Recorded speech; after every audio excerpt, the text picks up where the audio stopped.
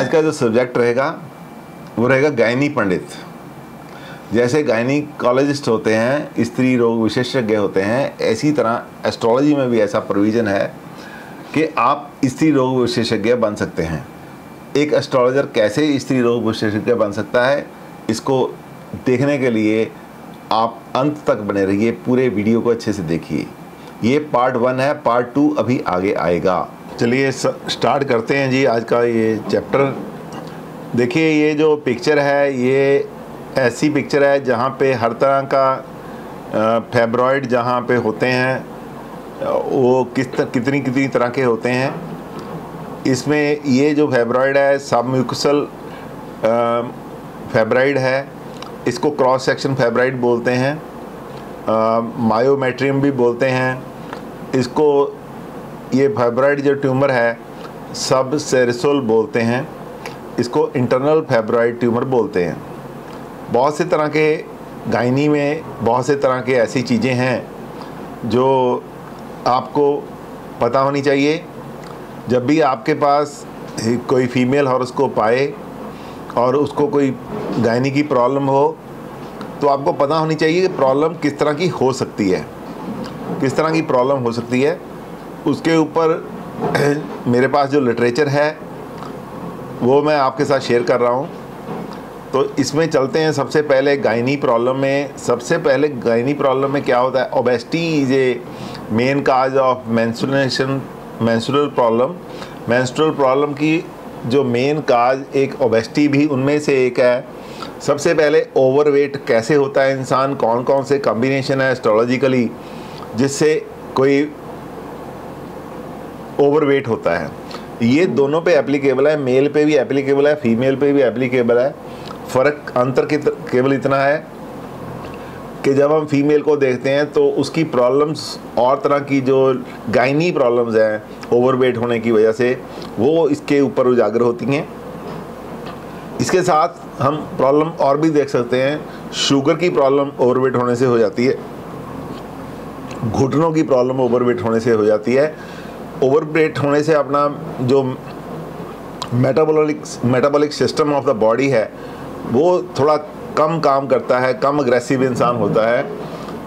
Body proper से काम नहीं करती, लथार्जिक बना देती है, बंदे को एक्टिव नहीं रखती। आपका जो लाइफस्टाइल है पैसिव हो जाता है, जिसकी वजह से बहुत सी बीमारियों का जन्म होता है। ब्लड प्रेशर भी इसी में से जन्म लेने वाली एक बीमारी है। किडनी की बीमारियां यहाँ से निकलती हैं। खैर एनी हो, आज का जो हमारा सब्जेक्ट रहेगा वो रहेगा फीमेल्स पे रहेगा और गायनी की जो प्रॉब्लम है उस पे रहेगा। गायनी के जो स्पेलिंग हैं ये हर जगह अलग दिए हुए हैं, आप कोई भी उसको में से चुन सकते हैं, ऐसा कुछ नहीं है। अब हमेशा की तरह मेरी जो रिक्वेस्ट रहेगी वो मैडम मधु से रहेगी कि वो kindly he should read the topic and I will try to explain the topic. Madam Madhu ji. Gynae problems, obesity and menstrual problems, overweight. For overweight, these are the combination deployed for the overweight condition. House 1, 6, 8, Jupiter, Moon, Mercury and Venus have come into picture. Jupiter is often the main culprit for those of us who are overweight. If Jupiter is a functional malefic for your ascendant sign and influences your ascendant sign और your ascendant lord, you will be overweight. देखिए ये बड़े simple सी बात है। जब obesity देखेंगे तो उसके लिए पहला घर, छठा घर, 8वां घर और मेन कार का for the obesity is Jupiter, mercury, moon, mercury and Venus. Jupiter, moon, mercury and Venus हैं, उनकी तरफ अपना ध्यान जरूर जाना चाहिए। जुपिटर के बारे में ये बताया गया है कि जुपिटर जब मेलेफिक होगा तो उसकी सबसे एक पसंदीदा बीमारी है that is gain of weight. वो इंसान को दे देता है जब वो मेलेफिक कंडीशन में होता है, और उससे रिलेटेड बहुत सी बीमारियां हैं। शुगर भी दे देता है, पेनक्रिया को ओवरलैप कर जाता है, जिससे इंसुलिन बनती तो है लेकिन वो डिस्ट्रीब्यूट नहीं हो पाती है अपनी बॉडी में। उससे एक और प्रॉब्लम है जो मोटापे में आती है, लीवर फैटी लीवर की बीमारी भी बृहस्पति की बीमारी है। और डाइजेस्टिव सिस्टम की जो बीमारी है वो भी बृहस्पति की बीमारी है। लंग्स की बीमारी भी बृहस्पति की बीमारी है। जब कोई इंसान मोटा होता है, ज़्यादा ज़रूरत से ज़्यादा वेट होता है, उसको चलने में सांस जो चढ़ने लगती है, वो भी जुपिटर की ही बीमारी है। तो इसका सल्यूशन क्या होगा जिसका जुपिटर ऐसे हो? मेरा तो अपना सारा ही है, सब कुछ खराब है। नहीं, अभी तो डायग्नोज करना सीखो मैडम। जब हॉरोस्कोप लगेंगी तो उसमें सल्यूशन साफ के साफ, जो सल्यूशन है that will vary horoscope to horoscope. वही तो आपको सिखाना है, वही आपको सिखाना है। Solution horoscope to horoscope vary करता है, उसी को आपको सिखाना है।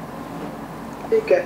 If Jupiter remains a functional benefic but gets placed in an unfavorable house, that is Jupiter, if the owner of 3rd, 6th, 8th or 12th houses are placed in these will give you excess fat. हाँ, ये क्या बोलता है कि बृहस्पति, थोड़ा हिंदी वाले भी हैं बीच में मैडम, जिनका भी ध्यान रखना पड़ता है। क्लास में हिंदी वाले कितने हैं? यदि मैं हिंदी ना बोलूँ तो जल्दी हो सकता है। क्या हिंदी बोलना जरूरी है? यस सर, बोलना जरूरी है। ओके, तो बोल देंगे तो अच्छा रहेगा। ठीक है, okay.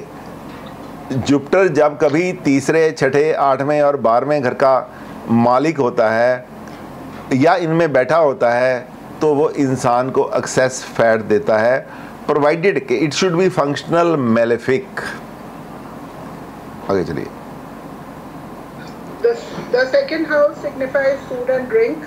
If you have a functionally malefic Jupiter or even Venus here, you will have no control on what you eat.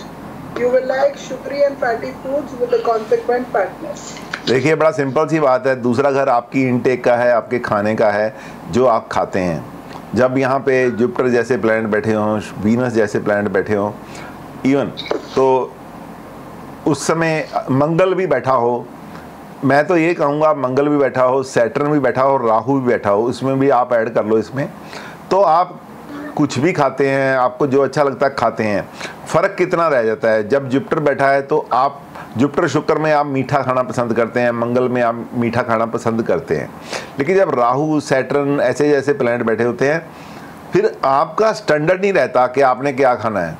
तो आपको बस अच्छा लगा, पास में से कोई, आप कहीं जा रहे हैं, कोई आपको खुशबू आ गई, आप उस रेडी पे रुक जाते हैं, इरिस्पेक्टिव ऑफ दिस कि दैट इज़ हाइजीनिक और नॉट। जब बृहस्पति होता है, वीनस होता है, थोड़ा सा आप ध्यान रखते हैं, खाते ज़रूर हैं, थोड़ा सा आप ध्यान, फ़र्क केवल इतना है, थोड़ा सा आप ध्यान रखते हैं कि स्वच्छ भोजन किया जाए।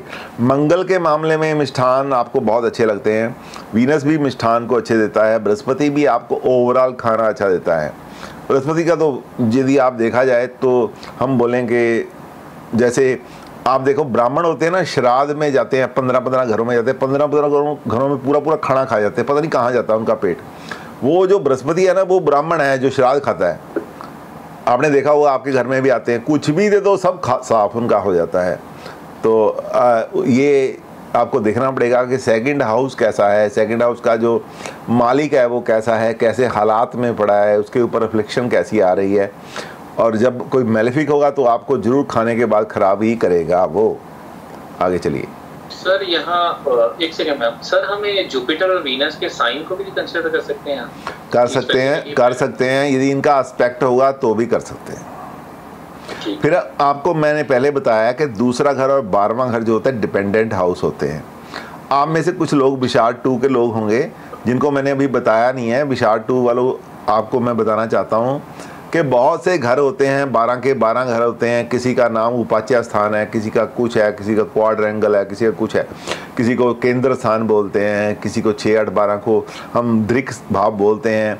उनके काम करने का तरीका अलग है। लेकिन सेकंड हाउस मार का स्थान है, 12वां घर मृत्यु का भी स्थान है, फॉरेन का भी स्थान है, बहुत से खर्चों का स्थान है, हॉस्पिटलाइजेशन का स्थान है, फॉरेन ट्रैवल का है। तो आप इसमें जेल का भी है।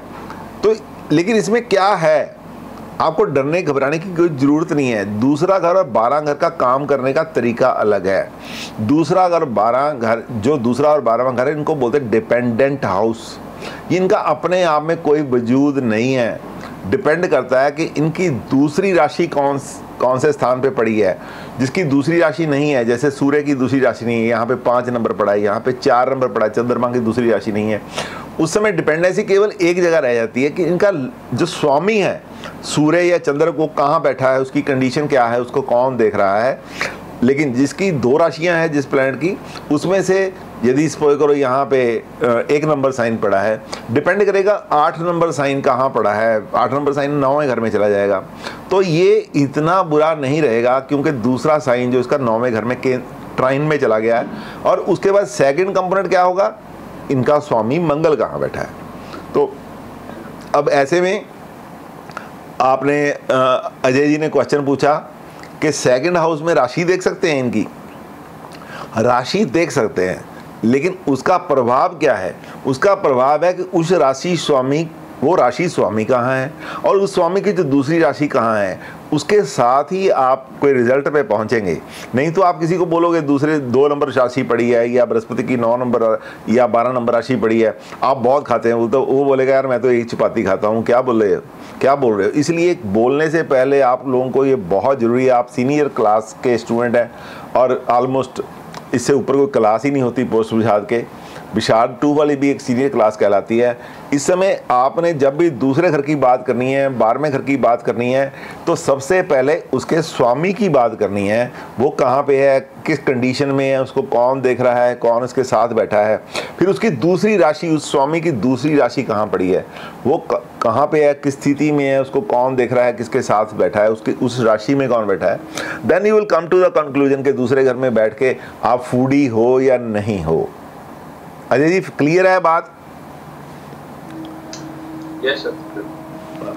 आगे चलिए। वैसे भी काल पुरुष की कुंडली में तो वीनस 2 नंबर में आ गया और 7 में आ गया और जुपिटर 12 का हो गया, तो हो गया फिर तो काल पुरुष वाला। अरे चलो हो गया, ये मैं नहीं बोलता कि हुआ नहीं, मैं ऐसा नहीं बोलता नहीं। तो ऐसे में शुगर की बीमारी दे जाएगा, यदि ज़्यादा खाओगे, शुगर पड़ा होगा 6, 8, 12 में, तो शुगर की बीमारी पक्की है, कोई रोक ही नहीं सकता। चलो, then the moon. A well-placed moon is worth its weight in gold. If he is uncomfortable, he will cause problems connected to the entire body by his influence on the mind. Pay attention to the birth moon sign and this sign's ruler. This will give you an indication about what food, nutrition gives you emotional comfort, what foods you crave. Moon in Sagittarius or Pisces might make you pick up the fattier food options. Also look for malefic aspects on the moon. Example, Saturn aspecting moon will make you eat less erratically and you will develop weight problems. Okay. If you have malefic Saturn. नहीं एक minute. अब देखो इन्होंने moon के ऊपर बहुत कुछ बोला है, वो कितना सुंदर है, कितना बढ़िया है कि मून ही तो वो है, हमारा मन ही है तो है जो हमारे मुंह में लारें लगा देता है, देखने के लिए, खाने के लिए हमें क्रेवी बना देता है। तो ये मून के साथ, मून की स्थिति, मून किसके घर में बैठा है, कौन से घर में बैठा है, कौन सा प्लैनेट इसको देख रहा है, कौन सा प्लैनेट इसके साथ बैठा है, दैट विल टेल कि इनको क्या खाने से इनका मन प्रसन्न होगा। कुछ चीज़ें हम खाते हैं जिससे हमारा मन शांत होता है, मन प्रसन्न होता है। कई बार हम खाना खाते हैं, हमारा पेट भर जाता है, नीयत नहीं भरती।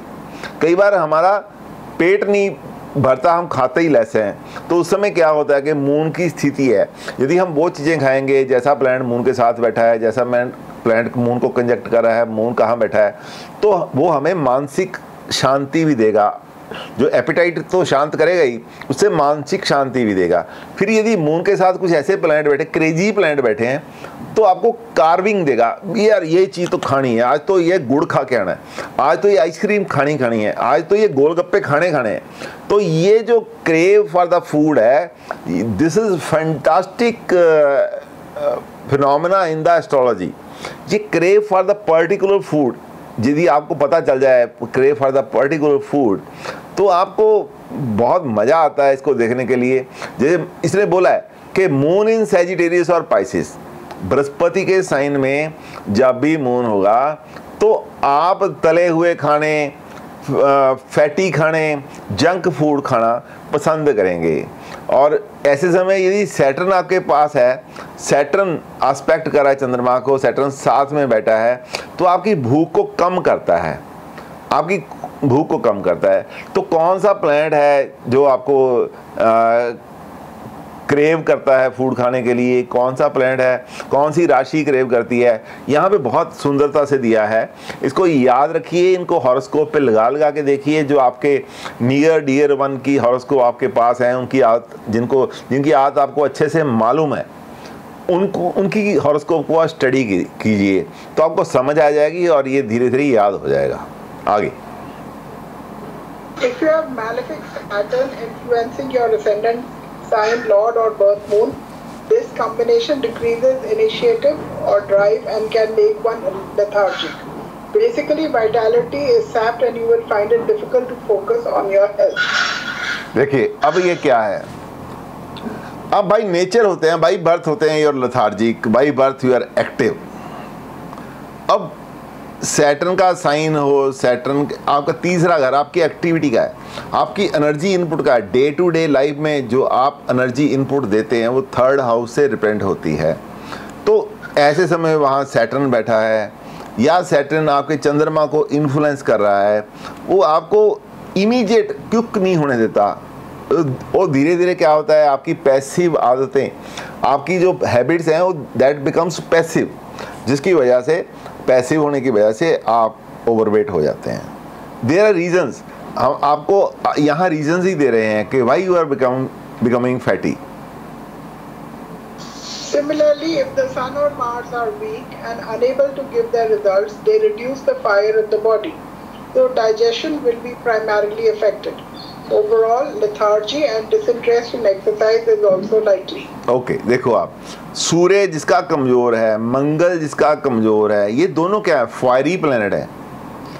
ये फायरी प्लैनेट है, इनका यदि संबंध आपके पेट से है, यदि पेट से रिलेटेड देखा जाए, डाइजेस्टिव सिस्टम के साथ देखा जाए तो ये फायरी है। आपके जो स्टमक में आपको जठराग्नि होती है, जिसको हम बोलते हैं डाइजेस्टिव एसिड होता है, वो जो इसी के साथ वेरी करता है, किसका डाइजेस्टिव सिस्टम स्ट्रॉन्ग है, किसका कम है। यदि सूर्य या फायरी साइन का अग्रेसिवनेस आपकी बॉडी में कम है तो आपका जो फूड है वो ज़्यादा अच्छे से चलता नहीं है, और वो जो आपका अनकंज्यूम्ड फूड, डोमेस्टिक फूड जो है आपके स्टमक से बाहर निकलता है, जो अच्छे से गलता नहीं है, वो आपको क्या करता है, लीवर में जाके फैटी एसिड बनाता है, जो आपको हेल्थ के लिए बहुत ही ज़्यादा सीरियस है। आगे चलिए। Sometimes there are medical hormonal reasons, malfunction of the endocrine glands which cause problems in weight. In this case, check the Venus and Mercury. If they are affected, generally hormonal imbalance is indicated. हाँ, कई बार आप देखते हैं कि आपके hormonal balance, बहुत से बच्चे हैं जो बोलते हैं कि हमारा हार्मोन इनबैलेंस है, इसकी वजह से हम मोटे होते जा रहे हैं। तो इस समय हमें शुक्र और बुध की तरफ ध्यान देना चाहिए, क्योंकि जब शुक्र और बुध यदि ठीक बैठे हैं, उनके ऊपर कोई मैलेफिक इन्फ्लुएंस नहीं है, तो वो हार्मोनल इम्बैलेंस को कंट्रोल करता है, हार्मोन को बैलेंस रखता है। तो जब भी आप देखेंगे कि बच्चा एक बिना किसी वजह से मोटा होता जा रहा है, या लंबा होता जा रहा है, या पतला होता जाता है, then you should go for the hormonal check. Hormonal check का सबसे बढ़िया तरीका है शुक्र और मरकरी की सेहत का देखें, आपकी हॉरोस्कोप में कैसी है, उसी के सारा आपका सिस्टम जो है वो आपको डिफाइन कर देगा। Note, if you have at least 2 of these combinations in your chart, do be careful about diet and exercise. It will not only make you overweight, but make it difficult for you to lose weight too. And whatever you do, you will always be on the higher side of the weight range. If you have issues with weight management, try to find out which planet is responsible and target this planet's keywords. Use its energy appropriately. Example, if your weight problems are caused by imbalance in Mars, it would be appropriate to increase activity, exercising, getting the body to move rather than just trying to control diet.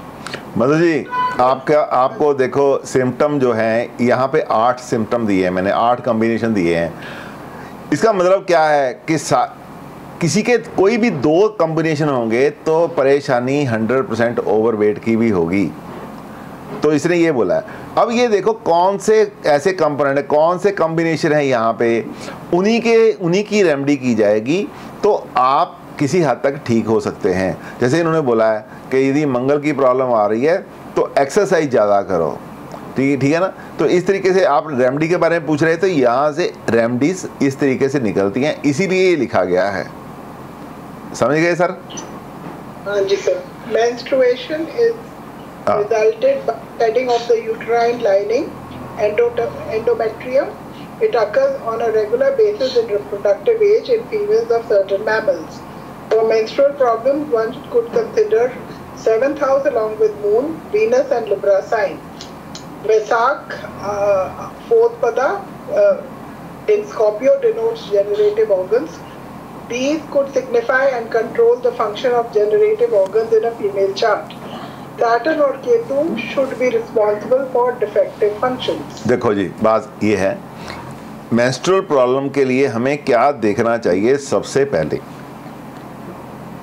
7th house तो देखना ही चाहिए, इसके साथ चंद्रमा भी देखना चाहिए। 7th house internal genetical organs को डिनोट करता है, जिसके फंक्शनिंग आती है यूट्रस की। उसके बाद आता है नंबर चंद्रमा का, क्योंकि आपका जो सारे इमोशंस हैं वो डिस्टर्ब हो जाते हैं जब आपका हार्मोनल बैलेंस बिगड़ता है। आपकी हॉरोस्कोप में, किसी फीमेल की हॉरोस्कोप में जब भी चंद्रमा मंगल के द्वारा, राहु के द्वारा, केतु के द्वारा पीड़ित होगा, उस फीमेल को हर तरीके से मेंस्ट्रुअल प्रॉब्लम तो आनी लाजमी है। लेकिन इसके लिए फीमेल का चार्ट है तो शुक्र को हम भूल ही नहीं सकते। 7th हाउस का नेचुरल कारक है शुक्र। और उसके आगे आता है लिब्रा साइन। काल पुरुष की कुंडली में Libra sign falls in 7th house, that is the permanent seat of Libra sign. इसलिए हमें ये 3 कंपोनेंट के ऊपर ध्यान देना है। इसके साथ क्या आता है? वैशाखा नक्षत्र का 4th पद, उसके बाद सैटर्न का आएगा, उसका मरकरी आएगा, ये पूरी राशियां खत्म हो जाएंगी। लेकिन जब वैशाखा नक्षत्र का 4th पद है, वो आपका डीजनरेटिव ऑर्गन है, regenerative organ. These could be signify and control the function of generative organs in a female chart. ये जो विशाखा नक्षत्र का 4th पद है, फीमेल चार्ट में जो हमारा रिप्रोडक्टिविटी है, जनरेटिव ऑर्गन्स हैं, उनमें ये हमारे कंट्रोल उसको करता है।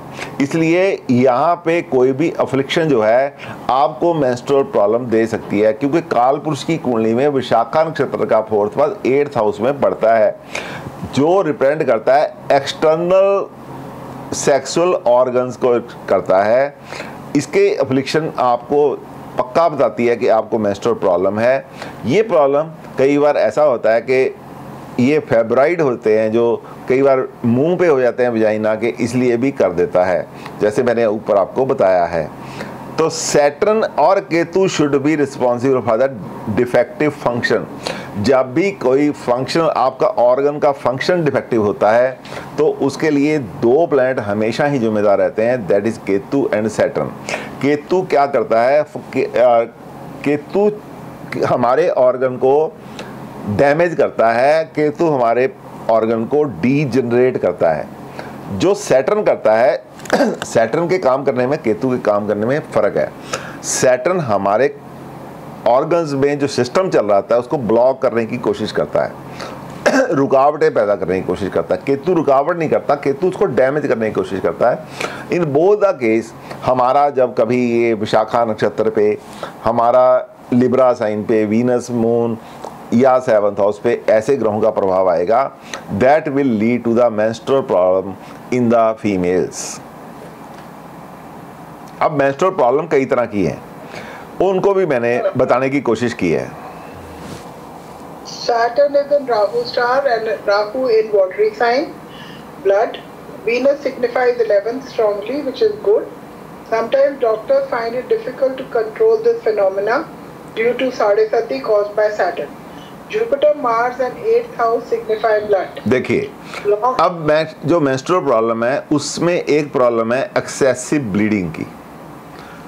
वो उसका कारण क्या है आपको पता होना चाहिए कि मेंस्ट्रुअल प्रॉब्लम है तो क्या कर रही है, किस तरह की प्रॉब्लम है।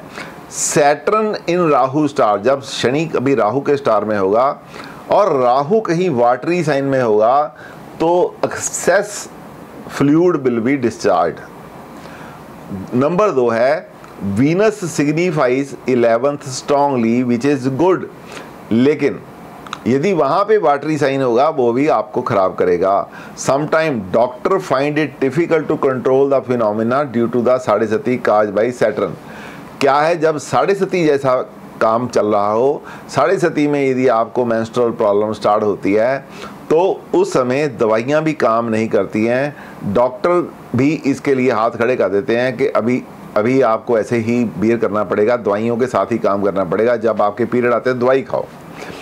तो number 4 Jupiter Mars and 8th house signifies blood. बृहस्पति, मंगल और 8वां घर सर्जरी का है, 8वां घर ब्लड शेडिंग का है, मंगल ब्लड का कारक है और जुपिटर उसको बढ़ाने का कारक है। Jupiter amplifies the things, Jupiter growth का कारक है, राहु ग्रोथ का कारक है। जब ऐसी जगह आती है तो ये एक्सेसिव ब्लीडिंग का कारक है। आगे आता है लॉन्ग पीरियड ऑफ मेंस्ट्रुएशन, जिनको लंबे समय तक पीरियड आते हैं। ये पढ़िए। Saturn stands for defect, long-standing, protraction, stagnation, etc. Saturn also stands for karmfal. Hence, if Saturn is connected to such a situation, it will be protracted and shall be nagging. Venus in general will signify female genitals. Venus signifies female generative organs like uterus. Ketu is the planet which gives defect along with Saturn. Okay. अब long period क्यों आते हैं? एक जो Saturn है वो slow कर देता है काम को, लंबे समय तक कर देता है। ये डिफेक्ट का भी कारक है, लॉन्ग स्टैंडिंग का भी कारक है, प्रोट्रैक्शन का भी कारक है, स्टैग्नेशन का भी काम है, एक जगह रोक के निकालने का काम है। सैटर्न आल्सो स्टैंड्स फॉर कर्मफला, आपके कर्म जैसे करते हैं उससे भी इनके ऊपर फर्क पड़ता है। Hence Saturn is connected to such a situation, it is protract and shall be negating. Saturn ऐसा प्लैनेट है जो ये प्रोटेक्ट भी करता है और नेगेट भी करता है, डिपेंड करता है। ये कहीं इन्फ्लेमेशन में तो नहीं है, कहीं मेलेफिक तो नहीं है, कभी मेलेफिक इन्फ्लुएंस में तो नहीं है। By the sitting the planet malefic planet with it, Ketu जैसा प्लैनेट जब इसके साथ बैठ जाए तो ये वर्किंग खराब कर देता है अपनी। Venus in generally will signify female genetical. Venus की भी स्थिति यदि खराब हो तो भी फीमेल जेनेटिकल को फर्क पड़ता है जब उसका संबंध कभी 7वें 8वें घर में से हो। Venus signify female genetic organ like uterus. Venus uterus जैसे इम्पॉर्टेंट ऑर्गन जो है जिसको मेंस्ट्रुएशन में सबसे ज़्यादा एक्ट करता है, जो उसका कारक है वीनस। जब केतु यदि सैटर्न के साथ आ जाता है तो ये डिफरेंट एक्टिविटीज़ करता है जिसकी वजह से पीरियड लंबे हो जाते हैं। Small uterus and irregular menstrual cycle. Barren signs should indicate lesser or irregular menstruation, while Saturn should indicate blockage, delay, obstacles, etc. यदि बैरन साइन आपके 7वें या 8वें घर में पड़े हैं तो ये चीज़ें भी इर्रेगुलर करती हैं आपके पीरियड को। While Saturn should indicate block. Saturn जो है ब्लॉक करता है और डिले करता है, ऑब्स्ट्रक्ट करता है। जो बैरन साइन और सैटर्न का साथ इकट्ठा हो जाए तो ये यूट्रस को श्रिंक कर देते हैं। यूट्रस श्रिंक होने से बहुत सी और बीमारियों का एक फीमेल को सामना करना पड़ता है। आगे बहुत एक कॉमन बीमारी है यूट्रिन फाइब्रॉइड्स, जिसको हम कह सकते हैं कि बहुत ज़्यादा ऐसे लेडीज़ हैं जिनको हर उम्र में, ये छोटी उम्र में भी हो सकता है, ये बड़ी उम्र में भी हो सकता है, ये आपको मोनोपॉज के बाद पीरियड बंद होने के बाद भी हो सकता है।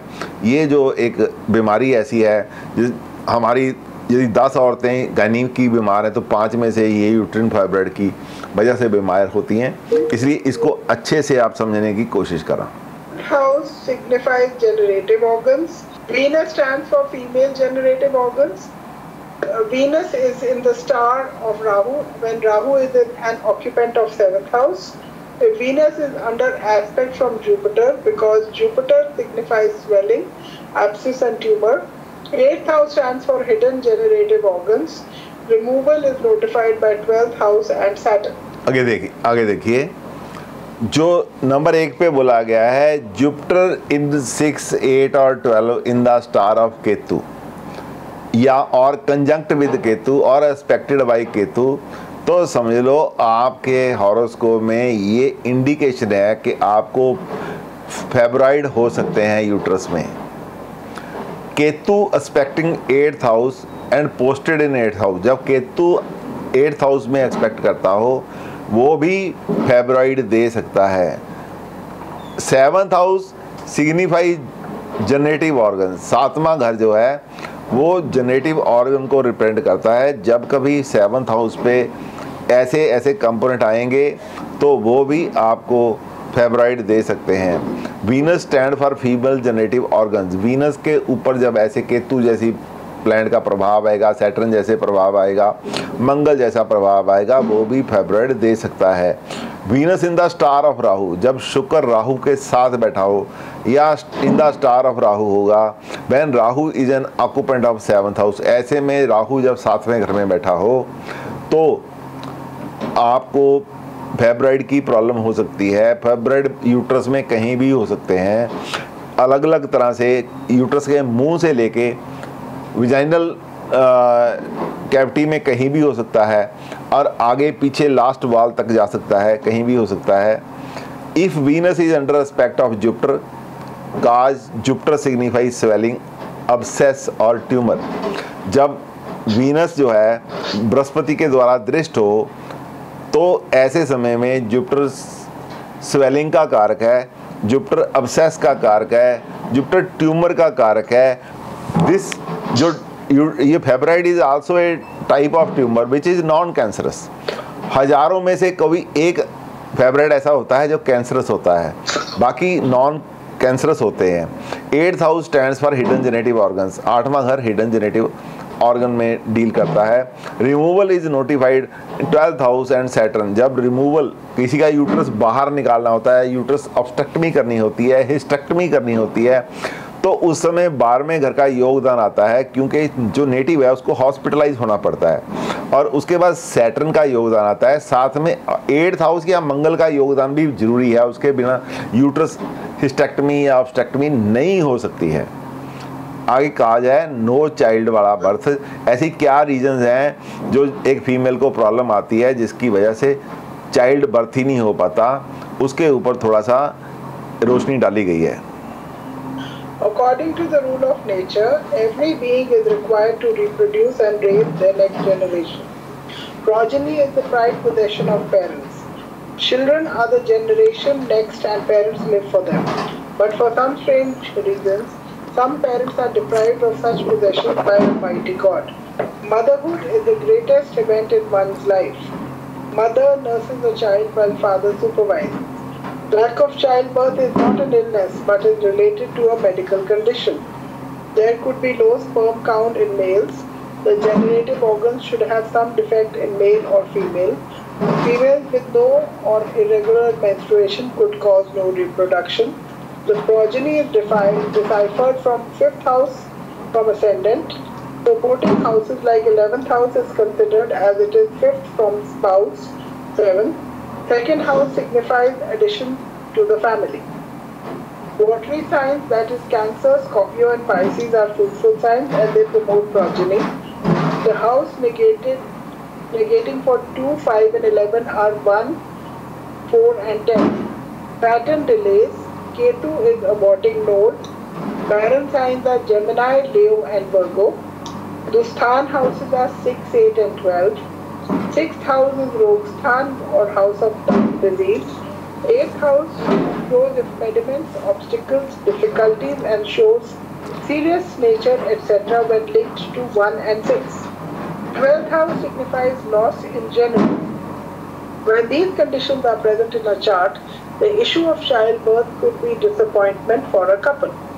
देखिए, अब कुछ लोग ऐसे हैं जिनके यहाँ बच्चा नहीं होता, उसके जो रीज़न है ये है कि कई बार तो मेल जो होता है, हस्बैंड होता है, उसके पास स्पर्म काउंट कम होते हैं।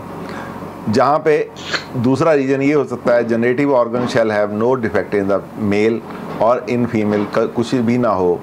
Female with no regular menses, या किसी को पीरियड आते ही नहीं है ऐसी फीमेल है, या जिसको आते हैं इरेगुलर आते हैं, इसकी वजह से भी कई बार प्रेगनेंसी नहीं होती। तो progeny is deciphered from the 5th house, जो प्रोजनी है 5वें घर से देखी जाती है, असेंडेंट से 5वें घर में। सपोर्टिंग हाउस 11 है, 5 और 11 से जुड़ते हैं तो बच्चे की इच्छा की पूर्ति होती है। 5वां घर जो है 11वें घर से 7वां है। Second house signifies addition to the family, दूसरा घर कुटुंब का होता है, जब किसी के बच्चा पैदा होता है उसकी पर्सनल फैमिली एक्सपेंड करती।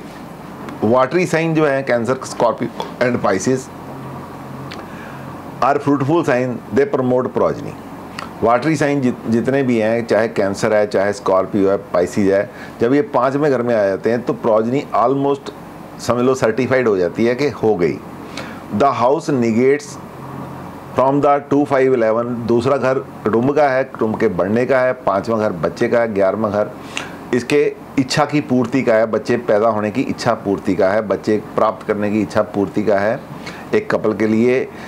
लेकिन जब इसका 12वां, दूसरे का 12वां पहला, और 5वें का 12वां चौथा घर, 11वें का 12वां 10वां घर यदि कोई दशा में सिग्निफाई करते हैं, ऐसी दशा चल रही है जो 1, 4, 10, 1, 4, 10 सिग्निफाई करती है, उसके लिए प्रोजनी मिलना मुश्किल हो जाता है, उसको उस दशा में बच्चा नहीं होता जो महादशा 1, 4, 10, 1, 4, 10 सिग्निफाई करती है।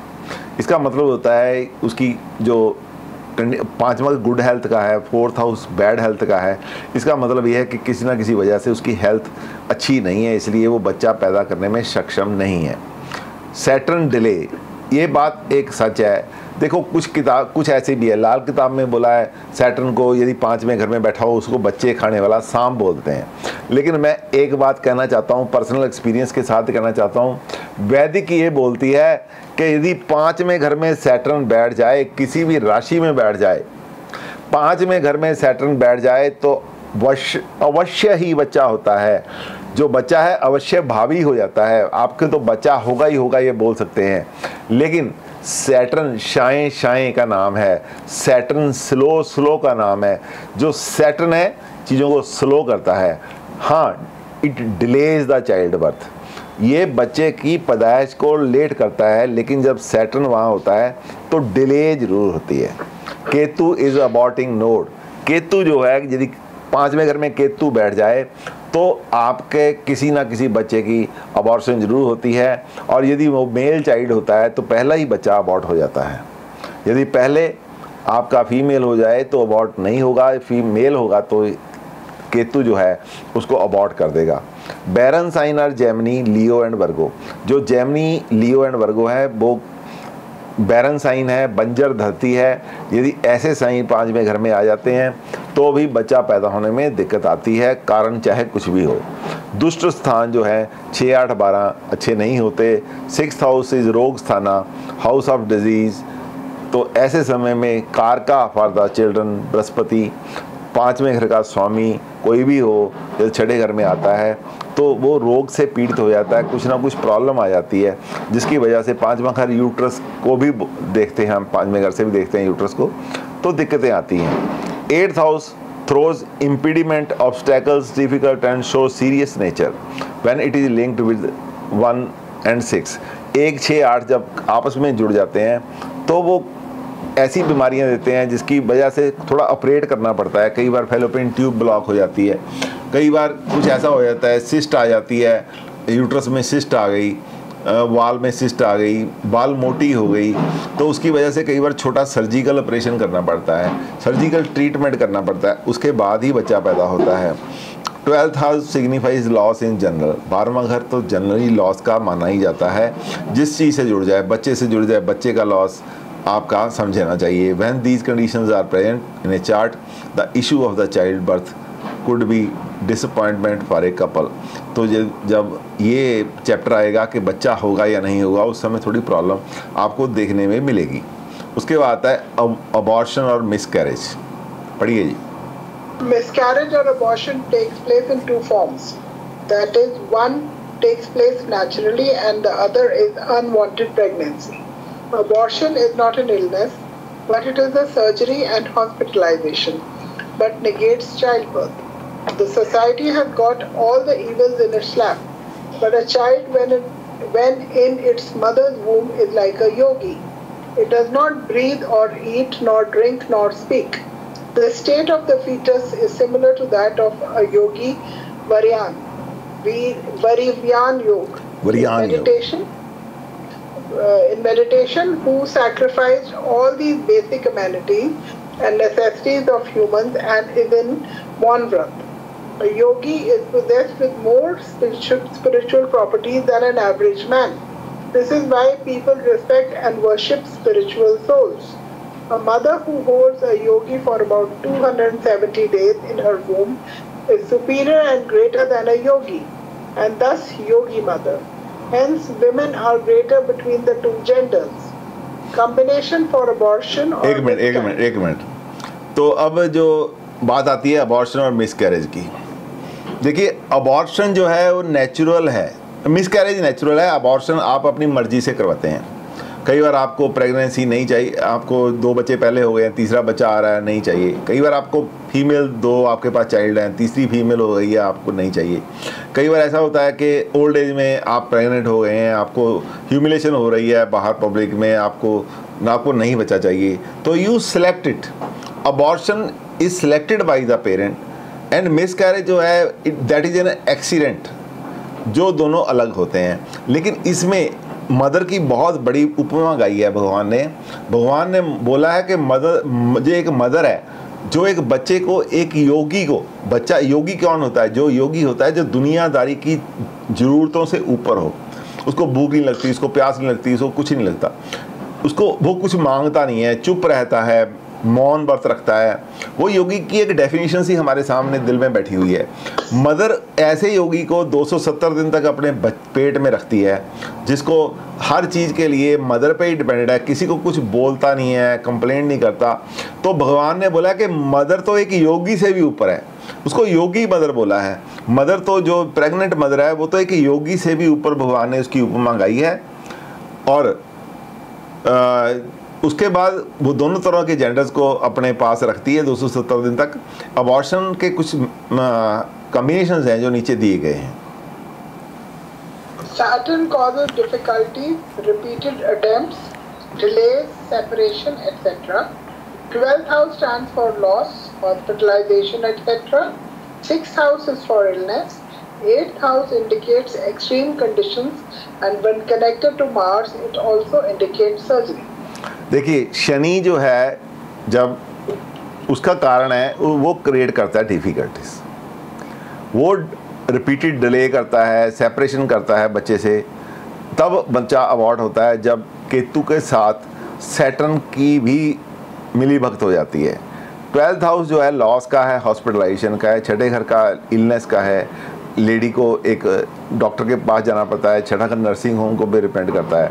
8th हाउस एक्सट्रीम कंडीशन, जहाँ पे मंगल की यदि अनुमति हो जाए तो हमारी को सर्जरी करनी पड़ती है, इंस्ट्रूमेंट्स का सहारा लेना पड़ता है, फोर्सेप्स का सहारा लेना पड़ता है।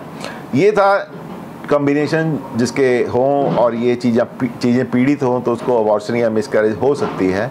आज के पीरियड में इतना ही हम बोल सकते हैं। आशा करता हूँ गायनी पंडित का ये जो पार्ट 1 है आपको अच्छा लगा होगा। यदि अच्छा लगा तो शेयर कीजिए, सब्सक्राइब कीजिए, ताकि पार्ट 2 और पार्ट 3 देखने के लिए आपके पास वीडियोस समय पे पहुंच सके। Thank you very much.